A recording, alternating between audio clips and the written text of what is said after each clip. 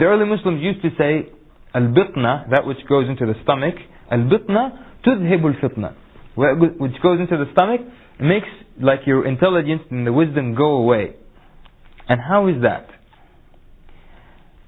Also we find, if you read books about raising your iman or how to maintain your level of iman, you find they list the things that increase your iman and things that lower or decrease your iman. And amongst the things that decrease, they list eating too much.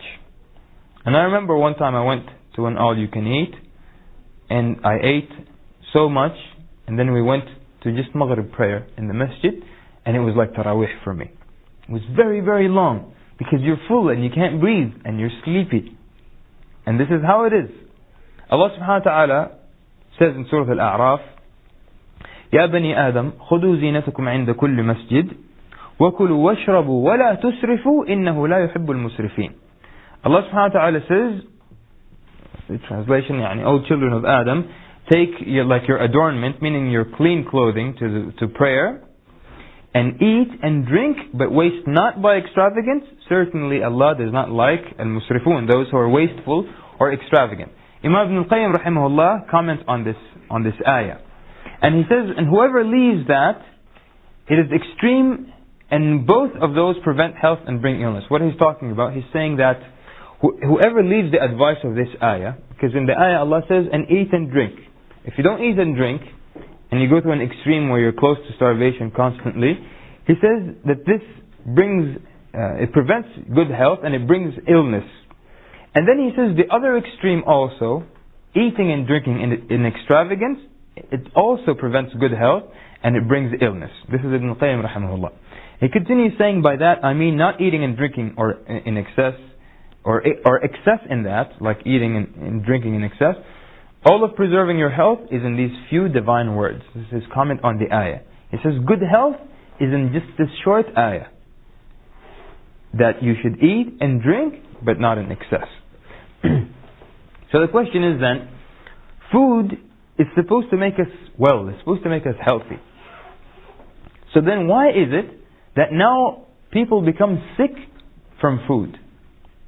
How is that? How is it that Allah Azza wa Jal created something intended for it to give us health and to make us healthy, and yet now people are getting sick from something that Allah subhanahu wa ta'ala has made for that reason? So there could be a couple of answers to that. One thing it could be because of how we eat. Because we're not eating as it was intended by Allah subhanahu wa ta'ala. We're supposed to eat a little bit, or as we saw in the hadith. But now we eat so much. And if you look at the books of nutritionists and others, they always mention too much of any food and too much of any substance is bad for you. And the problem is we eat too much. So we get a lot of every substance in our body. And the other thing could be what we eat. And that could be one of the main reasons or the problems. And the thing about that is, I've been warned many times not to ever mention these topics of the hormones in the meat and the chemicals in the vegetables, and I find people who are very much afraid that I'll ever mention these things in front of them. Why? Because they'll feel I'll become a barrier between them and beloved meat and chicken and the good stuff. So they tell them, don't mention these things. I would rather keep eating it. I don't care what poisons and hormones are in it. I'd rather enjoy these things. Please don't mention these. Because you know how they say, and I'm not saying the brothers are ignorant, but they say ignorance is bliss. You're happy as long as you don't know about these things. So this is another problem, and without going into what's in our food, I will just leave you with this. That to the food industry, we are nothing but guinea pigs. All they care about is how to make $1. And all the laws are on their side. As much as there are some regulations by the government, big industry always has the upper hand in the end.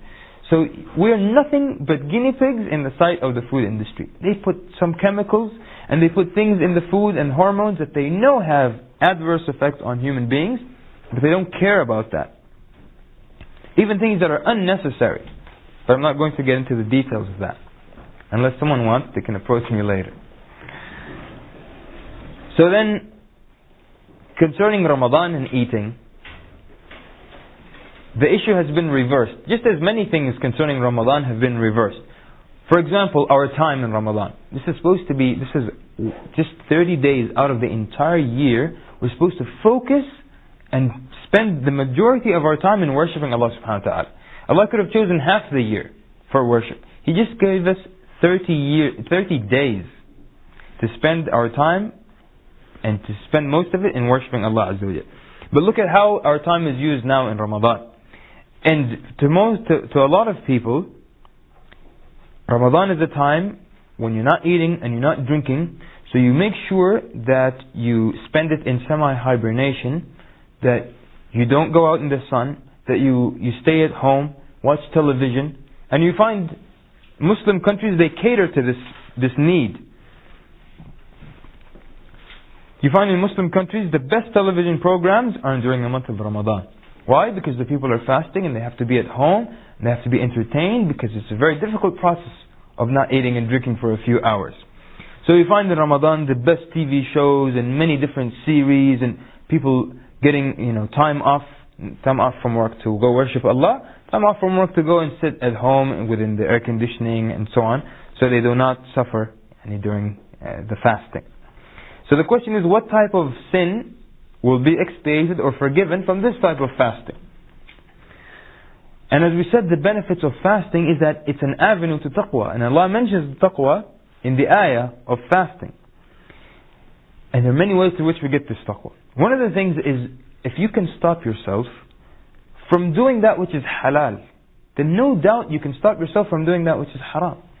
If I can have enough control to stop myself from eating and drinking, and that's halal for me, then no doubt I have enough in me to stop myself from doing something that's haram. And as you know, eating and drinking, they're essential to your survival. I mean, if you do not drink for 3 days, you'll die, and if you do not eat for 30 to 40 days, you'll die. So these things are essential to your survival, and you stop yourself from doing them. So what about other things that you don't need to survive? Like lying and stealing and backbiting and talking about this person and what they have done, and all these news updates. All that is unnecessary. So that means surely we have enough to stop ourselves from doing these things. If we can stop ourselves from the halal, we can definitely stop the haram. Other links between our fasting and how we're supposed to benefit, we find that if the stomach is hungry, the scholars say if the stomach is hungry, other parts are full. Your other body parts are full. And if the stomach is full, the other body parts are hungry. What does that mean? When your stomach is full, your other body parts, they're hungry now. So when someone's stomach is full, their eyes are hungry, their ears are hungry, their private parts are hungry, their tongue is hungry. So you don't find a hungry person bothered or worried about what this person is wearing today and occupying their time about talking about other people. Because their stomach is hungry and they don't have time to occupy themselves with these other things. But when your stomach is full, now you're free to do other things. And your other limbs, now they want to enjoy themselves because hunger is out of the way now. So fasting defeats the shaitan in that it removes lusts and desires from the human being. And that's why when someone is fasting, they don't typically fall into many sins when they're fasting, because their stomach is hungry. And of the benefits, obviously, and this is of the more popular benefits of fasting, is that when you're fasting, you can taste hunger, and then now you know how the other people, the poor people, feel. And they say hearing is not the same as feeling it.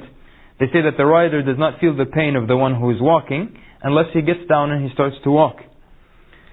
So we get to know how the poor people feel. Maybe they feel this all year long and we only feel it for a few hours. And also among the bad habits that have evolved during the month of Ramadan is that we care too much about eating. We care so much about eating.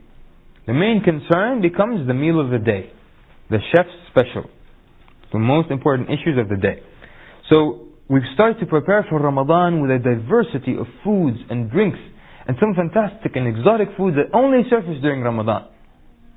So now we and our kids look forward to Ramadan. Oh, Ramadan's coming, we're going to eat that kind of food during Ramadan. Foods that only show up during Ramadan. And when it's time for Maghrib, then people start to eat like they've been starving. So they eat here and they drink from there and grab food from everywhere until they start to sweat and gasp for air, and that complicates worship, but they don't care. So you look at the huge shopping list for the month of Ramadan. We want to ensure that there's a different kind of soup every day. And we go into a state of emergency.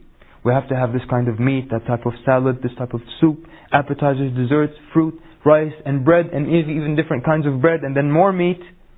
And people spend more money. Statistics from Muslim countries show that people spend during the month of Ramadan 3 times as much on food as any other month. Can you imagine that?